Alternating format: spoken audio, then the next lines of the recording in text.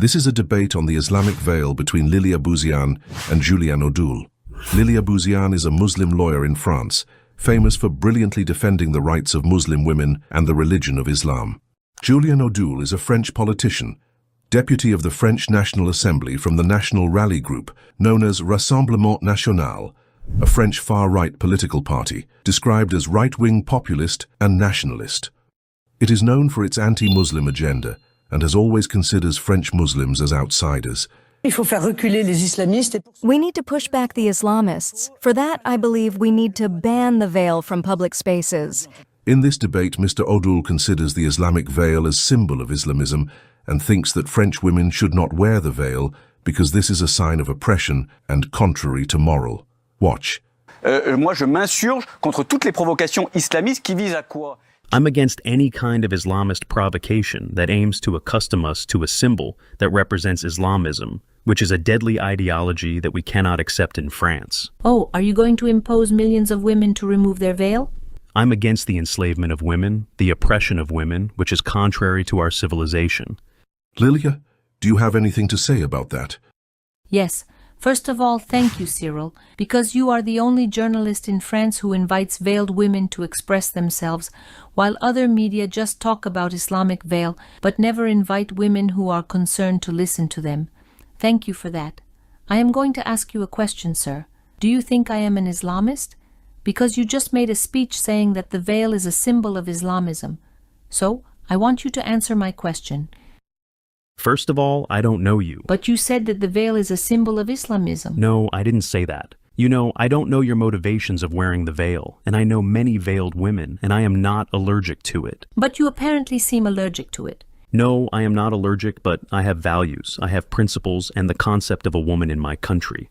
A French woman is not veiled. A woman here should not be in a prison of clothing. Of course, you may have convictions, but your convictions are not above the Constitution, and people should understand that. The veil has no place in France, whether you like it or not. But do you agree that living in France means living together? Our tradition, our culture, our way of life, our conception of women has nothing to do with Islamic veil, whether you like it or not. Is that what French law says? Listen, I'm not here to please. If wearing the veil bothers you, that's your problem. It is not my problem. It is rather you who have a problem and should go see a psychologist for that. By wearing the veil, I am not violating any law of my country, whether you like it or not, and I just wanted to add something because you told a lie by saying that the veil is forbidden. You said a veiled woman who participated in a school trip had no right to do so and should be banned. But I want to tell you that this woman had the right to keep her veil. Who are you to forbid it to her? Unfortunately, she had the right to wear the veil on a school trip, which is a deviation because religious symbols are forbidden in schools, but permissible on school trips. Of course, she had the right to wear the veil, but I called on the president of the region to tell him that, in the name of our Republican and secular principles, it was not normal to allow that veiled woman to participate, given the time we were in, because it was a few days after an Islamist attack. So you are saying that when there is an attack, I do not have the right to wear the veil? You mean there is no connection between the two? You are talking nonsense, and what you are saying is very dangerous. You cannot say that there is no connection between the attack and the veil. Stop confusing yourself. Wait, I understand what you were saying. You are dangerous, mister. No, I am not dangerous. Yes, you are. Your speech proves it. I am not the one who commits attacks. I'm not either.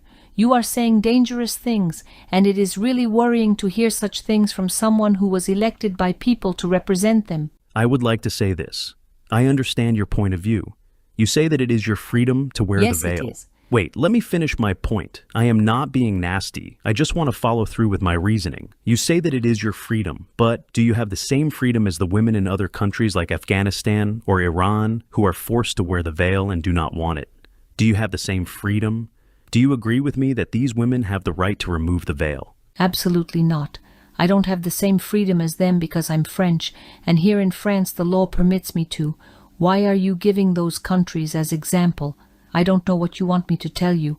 I'm French and I'm defending freedom in France and not everywhere in the world. Do you support women who, in the name of freedom, remove their veils in Afghanistan and Iran? Of course, they are free to dress the way they want, and you shouldn't congratulate me for having said that.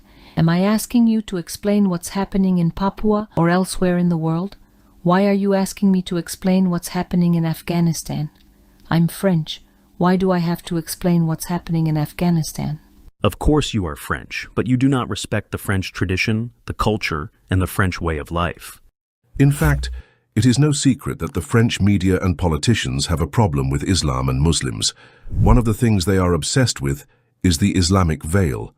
But what are the motivations behind the Western obsession with the Islamic veil?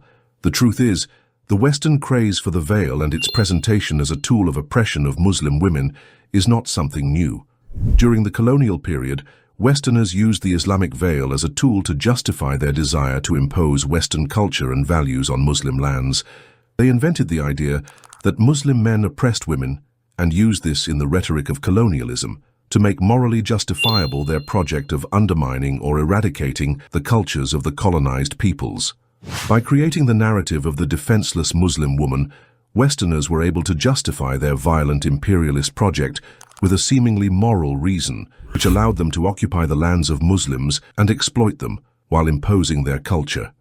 Today, the Muslim veil has become a screen on which the political anxieties and struggles of Europe are projected. Rather than addressing the personal choice of individual women to wear a veil, the debate often becomes a way for people to express broader anxieties about societal changes, cultural clashes, and potential threats to European values. However, more and more Muslim women in the West are now using the veil as a symbol of resistance. They are trying to reclaim the meaning of the hijab in order to challenge Western stereotypes and misinterpretations of the veil. That's all for today. I would be happy to read your point of view in the comment section. Thank you for your time.